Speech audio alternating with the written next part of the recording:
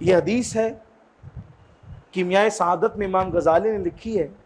अब मुसलमानों सोचो कि जुमा के दिन फज्र के अंदर सबसे पहला काम अगर मुसलमान ये कर रहे हैं कि नमाज में ही नहीं आ रहे, फज्र यानी सुबह, जुमा की सुबह इतने बदतरीन फेल से हो रही, इतने कि हमने नमाज छोड़ दी, हमारे माथे पे शिकन भी नहीं है, अहमियत भी नहीं है, हमें एहसास भी नहीं है।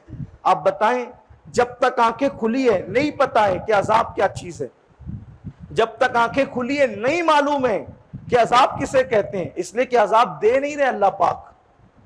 मगर जिस वक्त मौत की हिचकियों से आंखें बंद होगी और रूह का रिश्ता जिस्म से टूट जाएगा, उस वक्त जब खुदा का अजाब देखेंगे तो अल्लाह का अजाब देखकर फिरौन भी कह पड़ा कि मैं बनी इसराइल के खुदा पर ईमान लाता हूं, लेकिन उस वक्त उसके पास से टाइम जा चुका था। जब उसने अल्लाह का अजाब देखा ना डूबते हुए, और जब पर्दे उठ गए, इसलिए कि जब इंसान मरता है और उसकी रूह उसके हलक में अटकती है तो उसको जो अज्र दिया जाने वाला होता है वो अज्र भी वो देखता है, और जो अजाब दिया जाने वाला होता है वो अजाब भी वो देखता है। फिरौन जैसा शख्स अजाब देखकर कहने लगा कि मैं बनी इसराइल के रब पर ईमान लाया, लेकिन इतनी देर हो चुकी थी कि अब उसकी तौबा कबूल नहीं थी।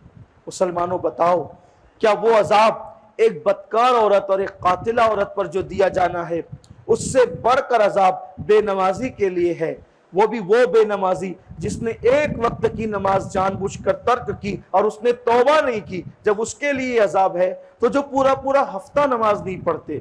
बल्कि सोचो, हम में से ऐसे भी लोग हैं जिन्होंने रमजान शरीफ में भी नमाज नहीं पढ़ी, कुछ ऐसे भी लोग होंगे और उनको एहसास ही नहीं है, क्योंकि जब वो कुरान और हदीस में अजाब का जिक्र सुनते हैं तो वो हंसते हैं, मुस्कुराते हैं। ये काफिरों की निशानियां बयान की गई कि जब वो अल्लाह का अजाब सुनते हैं हंसते हैं, मजाक उड़ाते हैं, मुस्कुराते हैं। आज मेरी कौम के जवान भी जब अल्लाह का अजाब उलमा उनके सामने बयान करते हैं तो उनके होठों पे मुस्कुराहट आती। क्या होगा? आप गौर फरमाएं, ये कब्र जो है देखने में बज़ाहिर 2 गज जमीन है, लेकिन या तो ये जन्नत के बागों में से एक बाग है या तो ये जहन्नम के गढ़ों में से एक गड़ा है। हम में कोई ऐसा नहीं है जो अल्लाह के अजाब को बर्दाश्त करने की ताकत रखे। ये तो एक बेनमाजीपन है। उसके बाद और भी जो जराइम है, हराम खा लेना।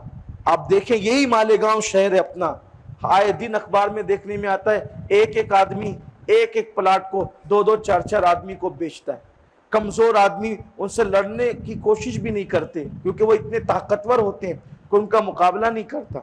वो इतने ताकतवर होते हैं, अगर कोई उनको इंसाफ के लिए कोई पंचायत में तलब करना चाहे, कोई उनको तलब भी नहीं कर सकता।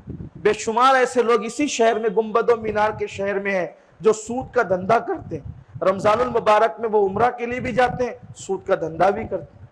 कौन लोग करते हैं? मेरे अपने जहन में कोई टारगेट नहीं है। देखिए, वाज और नसीहत किसी को टारगेट करके करना ये हराम है। हम यहाँ वाज के लिए खड़े हुए, गीबत के लिए नहीं।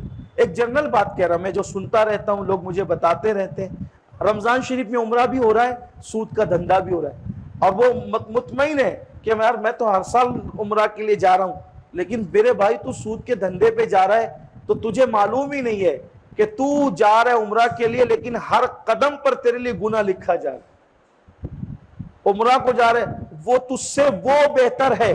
तवज्जो करना, सूद के हराम के धंधे करके हर साल उम्रा को तेरे जाने से बेहतर है जिसने पूरी जिंदगी कभी काबा ही नहीं देखा लेकिन हलाल पर उसने जिंदगी गुजारी।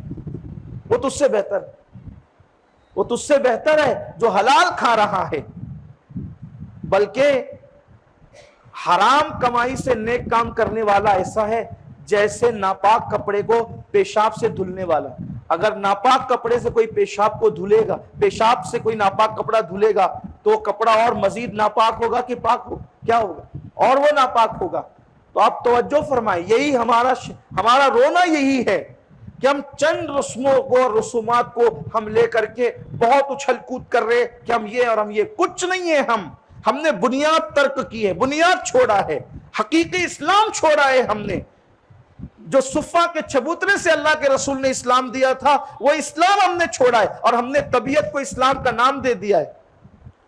हमारे ऊपर कोई फर्ज नहीं था कि हम हर साल उम्रा करते। अगर अल्लाह ने दिया है हलाल जरिए से, करेंगे। सआदत, बहुत बड़ी सआदत। इमाम हुसैन ने 25 हज किए पैदल। 25 हज, इमाम आजम ने 55 हज। हलाल जरिए से अल्लाह ने दिया तो बिल्कुल कीजिए, बार बार कीजिए, हर साल नहीं, हर महीना जाइए हलाल से, हराम से न जाइए, हराम से न जाइए, हराम छोड़िए। तो हम पे हर साल उम्रा करना फर्ज न था, हर साल हज करना फर्ज न था, लेकिन हम पर हलाल फर्ज है जो हमने छोड़, यानी इसका मतलब यह है हम फराइज को छोड़कर अपनी तबीयत के पीछे भागे, और यही गुमराही है, यही दीन से दूर हो जाना है। तो एक तो ये बेनमाजी पना आप देखें, दूसरे हलाल से रोगर्दानी देखें, तीसरा